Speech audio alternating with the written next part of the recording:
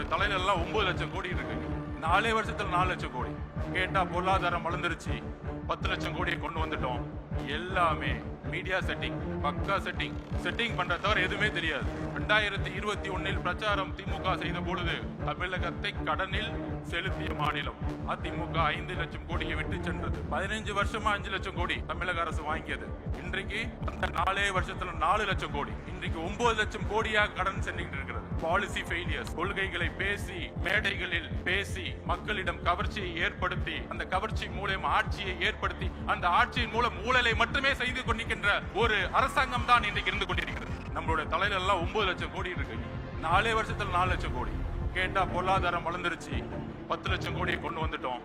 எல்லாமே media setting, பக்கா setting பண்ற தவிர எதுவுமே தெரியாது. புதுசா உட்காந்து மேடையில யூடியூப்ல உட்காந்துட்டு ஜான் ஆரோக்கிய சுவாமிக்கு, மாதவர்ஜனாவுக்கும், பொருளாளர் அவர்களுக்கும்